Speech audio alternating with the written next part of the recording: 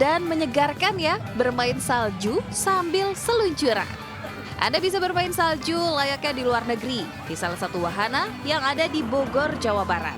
Untuk masuk ke lokasi salju ini, Anda bisa mengenakan jaket tebal dan sepatu boot yang disiapkan oleh pengelola karena dinginnya mencapai 2 derajat Celcius. Di sini juga Anda bisa membuat boneka salju atau bersuah foto di dalam dengan permainan menantang berupa perosotan salju yang seru. Karena seru dan bagus tempatnya, dingin banget, gak nyangka bakal sedingin ini. Terus kalau ngomong tuh kayak ada ininya deh. Kita ada acara-acara yang menarik di Jangkelen, itu yang pertama Karnival Raya. Di Karnival Raya itu kita ada parade marching band, kemudian ada parade kostum, ada live musik juga. Selain wahana salju, Anda bisa menyaksikan karnaval dengan berbagai kostum yang membuat anak-anak semakin terhibur. Wahana ini bisa menjadi alternatif libur lebaran di wilayah Kabupaten Bogor untuk menghindari kemacetan di wilayah puncak. Dari Kabupaten Bogor, Jawa Barat, Cahyat Supriyatna, iNews melaporkan.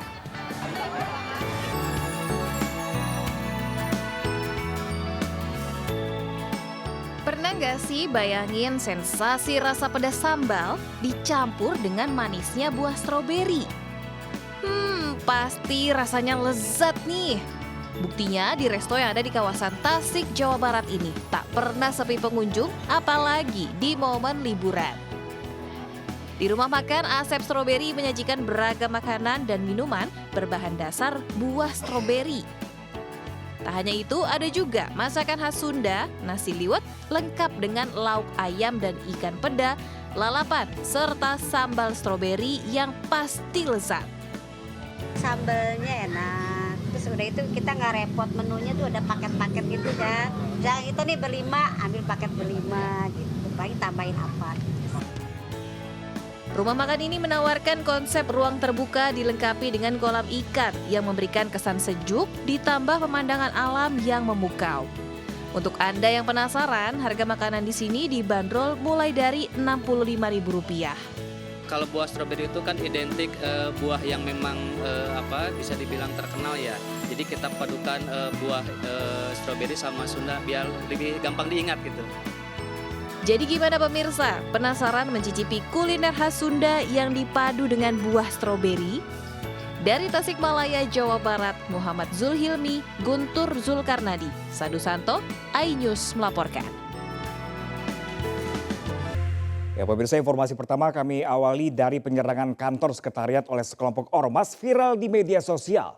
Akibatnya kantor mengalami kerusakan, 3 orang mengalami luka-luka dan 19 orang ditetapkan sebagai tersangka.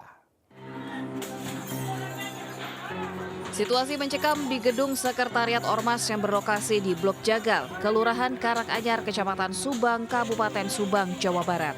Puluhan orang berseragam Ormas Gerakan Rakyat Indonesia Baru melakukan penyerangan dan perusakan di kantor sekretariat Ormas yang sama. Penyerangan oleh puluhan orang itu berakibat kerusakan pada 3 unit sepeda motor, bagian bangunan kantor sekretariat, hingga 3 orang mengalami luka berat dan ringan.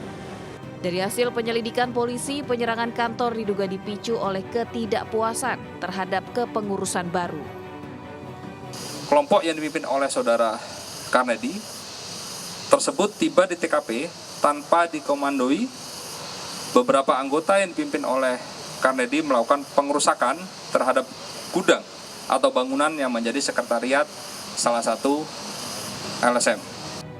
Kini kepolisian Resor Subang menangkap puluhan orang dan menetapkan 9 orang sebagai tersangka dengan ancaman hukuman 5 hingga 12 tahun penjara. Dari Subang, Jawa Barat, Yudi Heriawan Juanda, iNews melaporkan.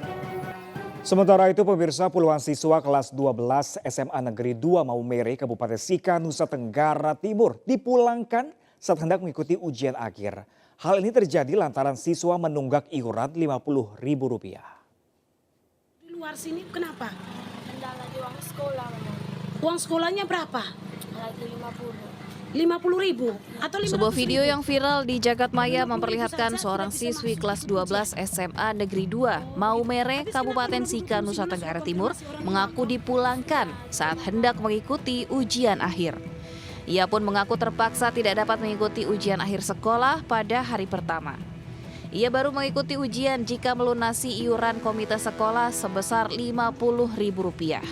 Tak sendiri, sebanyak 30 lebih siswa juga dipulangkan dengan alasan tak menyelesaikan karya ilmiah hingga menunggak uang iuran komite. Masih ada tunggakan. Jadi tunggakan itu ada yang 50.000, tapi itu 100.000, ada yang 50.000 dan ada yang sampai dengan jutaan. Tetapi kami sebagai bentuk komunikasi kami dengan orang tua, supaya orang tua itu datang, kami memulangkan mereka dulu hari pertama, supaya mereka bisa kembali besok untuk menyelesaikan itu, termasuk tugas-tugas dan juga membawa keuangan yang belum dilunaskan. Terbaru beberapa siswa yang dipulangkan sudah mengikuti ujian akhir karena telah menyelesaikan tugas dan membayar iuran komite sekolah.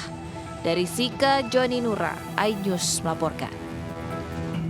Ya pemirsa, aksi seorang sopir bus di Makassar, Sulawesi Selatan yang mengajak penumpangnya yang kelaparan untuk makan santapan lebaran di rumah mertuanya viral di media sosial.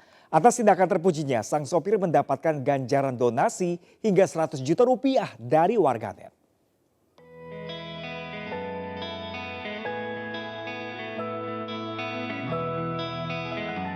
Masih ingatkah Anda dengan video viral yang satu ini? Ya, Satir, seorang sopir bus jurusan Palu Makassar, mengajak puluhan penumpangnya untuk makan di rumah mertuanya sendiri di daerah Polewali Mandar, Sulawesi Barat saat momen Lebaran. Berkat kebaikan hatinya, Satir diganjar 100 juta rupiah oleh netizen dari donasi yang diinisiasi sebuah akun media sosial. Video viral terjadi usai para penumpang melaksanakan sholat Id di Kabupaten Mamuju, Sulawesi Barat, hendak mencari makanan. Namun sayang tak ada satupun warung yang berjualan. Sopir yang mengetahui 30 penumpang alami perut keroncongan berinisiatif untuk singgah di rumah mertuanya untuk menyantap makanan meski dalam kondisi sederhana. Karena pas hari Lebaran Pak. Hari Lebaran. Itu penumpang sudah mengeluh pada saat itu? Ya, lapar semua memang. Oh lapar? Ya, kita juga seorang suka lapar juga. Oh, suka juga lapar juga Pak. Dapat memberikan makanan kepada puluhan penumpang secara gratis, membuat sang sopir bus merasa senang dan bahagia. Satir menjadi inspirasi bagi kita untuk selalu berbuat kebaikan. Dari Makassar, Sulawesi Selatan, Julius Vin, iNews melaporkan.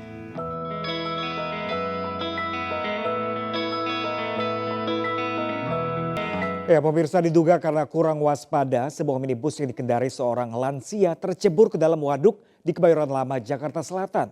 Sementara di Bangkalan, Madura, Jawa Timur, 1 orang meninggal dan 2 lainnya kritis akibat petasan yang tengah mereka racik tiba-tiba meledak. Dan 2 informasi ini kami rangkum dalam Indonesia 24 jam.